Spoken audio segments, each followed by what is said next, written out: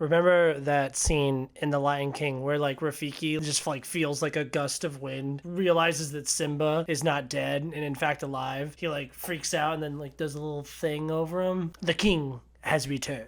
Hello, Adam Ryan Donato. Hello and welcome back to another hard review. Today we are talking about the latest movie from my favorite director, M. Night Shyamalan, and now we have Knock at the Cabin. This is a adaptation of a book called Cabin at the End of the World. This is the second straight adaptation M. Night has done because Sandcastles was a graphic novel that was adapted into Old back in the summer of 2021. We are now in the first week of February. We're up against 80 for Brady, which I'm sure will have like the Venn diagram of people who are interested in both. I mean, I'm in the middle. That's about it. It's just me. Knock at the Cabin is about a family that goes on vacation in a cabin, two dads and a little girl. They are approached and attacked by four evil people who are trying to force them into their cult-like situation where they have to make a choice on which one of them they're going to sacrifice to save the world. So obviously I went into this extremely biased, knowing that I was going to love this movie, and I did. I really had a great time with this, and the star of the show is Dave Bautista. Dave Bautista recently in the news came out and was like, no, I don't want to be like The Rock. You know, I want to be a real actor,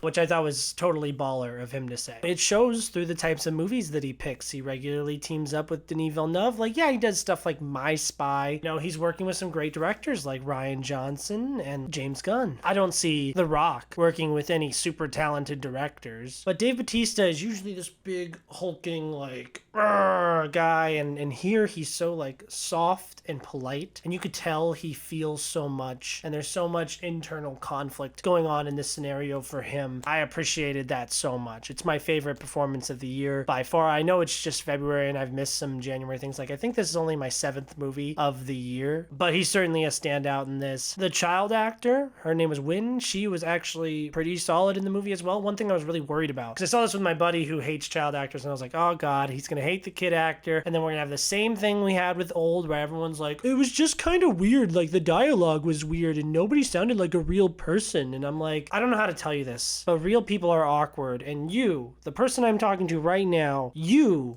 are really awkward. So I'm sorry to tell you that you're a character. I'm sorry to tell you that you're a character in an M. Night movie, but yes, it's an M. Night movie. Obviously, you get your M. Night cameo, which was perfect. The M. Night sense of humor that he has is present, and I think it works here better than most movies he's made as of late, besides, like, Split. I will say this is my favorite M. Night movie since Split. Glass had some questionable choices. Old is kind of low-hanging fruit for people to make fun of, and that's the thing that I feel about this movie is I feel like very straightforward, very subdued, very grounded, you know, not zany like your typical M. Night Shyamalan movie usually is. And I think that's just come with like years of bullying. There was like a whole year where he was just hearing people like say, oh, the beach that makes you old. And what a twist. Shamalama ding dong. And he was like, you know what? Fine. I'll make the most straightforward movie I've made in years. Because this is a very like serious movie and a lot of the tension really works for me. This movie is really thrilling at times. The plot is kind of like, okay, so what? Like, what's going to happen, you know? And you really want to learn more. So I'm going to delve into spoilers now. It's an M. Night movie. Go watch it. I gave it a 5 out of 5 because I love it and I love M. Night. And like I said, Dave Bautista is worth the price of admission alone. Jonathan Groff is really good in it as well. Kind of everything you're looking for in a horror movie, night out at the movies. You know, oh, what would you do? Is it scary? Am I going to be entertained? It's a quick 100-minute movie. Spoilers, spoilers, spoilers.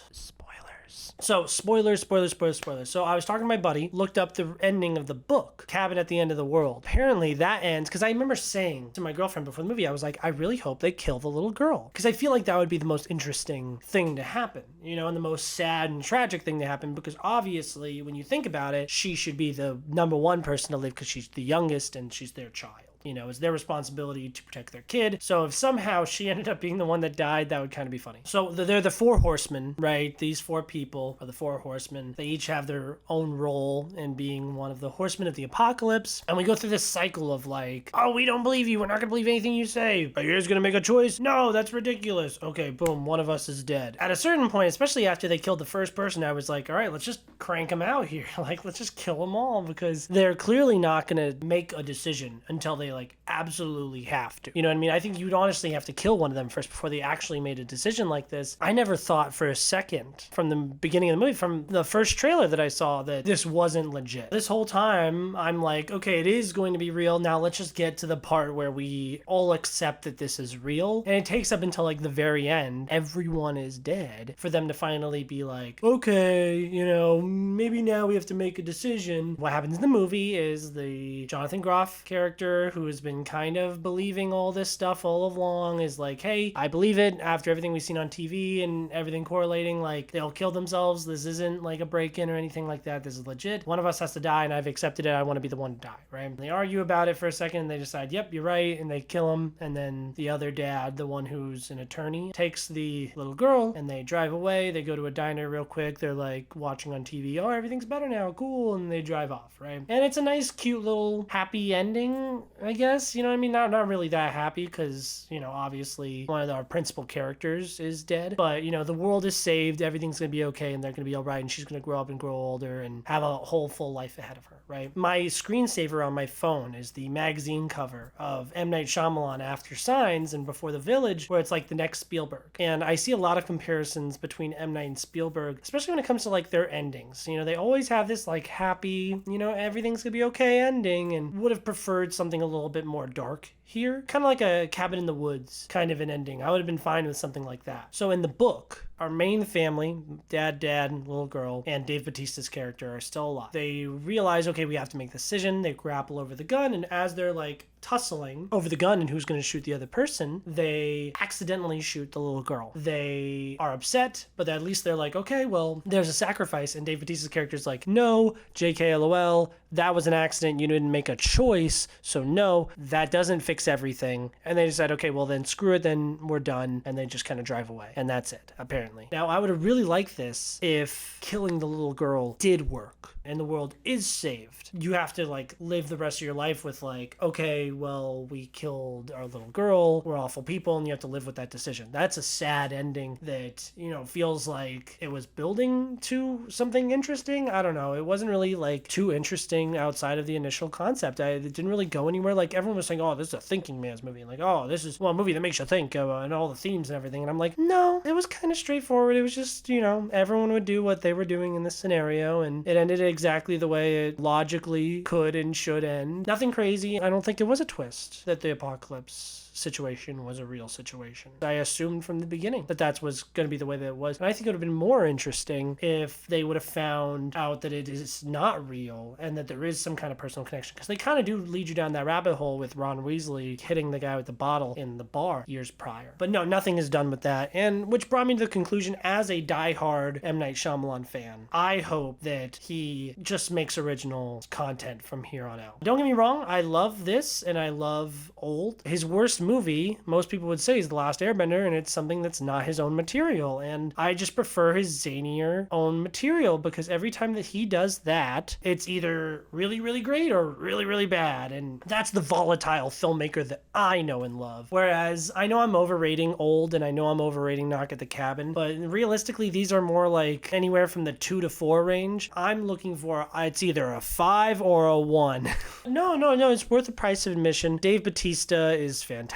M. Night is still that dude. It's beautifully shot. Would recommend this to most people if you like, you know, horror movies and thrillers, because this isn't even that too scary. I mean, there's some scary imagery, like especially with the planes falling down. Oh my gosh. Strangely subdued. So if you're an M. Night hater and you don't like his isms, then I think you're going to like this a little bit more, because it is a little bit more accessible to the common moviegoer. Like, it felt like a crowd pleaser, but not in like the way of like Top Gun, where it's like more in like the way of like, you know, oh, we're trying to joke proof this movie. Like, we don't want people to make fun of us. So I'm just going to make a really straightforward, serious movie. And if you're going to adapt, I'm sick of this. When people adapt like a novel or a comic or something like that, and they change the ending just because, like, that's one thing I really appreciate about the director's cut of Watchmen. The changes that are made feel purposeful and they feel like they make more sense, especially in the context of this movie, this interpretation. But if you change it just so that the people who read the book can have a new experience, you're opening yourself up immediately to people being like, oh, well, it worked better in the book, you know, especially if they already read the book, they like the book, they're going to the movie, they're probably more skeptical than anything else, especially with a name like M. Night Shyamalan attached to it. So by changing the ending, I feel like it just made the story a lot more tame. Like, because killing the little girl, that's like The Mist, you know what I mean? The ending of The Mist, you know, or the ending of It Comes at Night. Like, those are endings that are like, ow, you know? I feel like it would just be more interesting, give us more to talk about if they did literally anything else with the ending of this movie. It's very good. I'm not trying to complain or anything. I just want to be fair as a diehard M. Night fan. So yes, 5 out of 5. This is his best movie since Split. Gosh, I would still take The Visit over this, honestly. So it's not in my top 5 M. Night movies, but it's probably right there at the 6th spot, right around where The Village is. Very good, and I'm sure people will really like this. I hope this really plays well and that it makes a lot of money so that M. Night can feel comfortable enough to bet on himself again. What's your favorite M. Night movie? Thank you guys so much for watching. Like, comment, and subscribe. What a twist!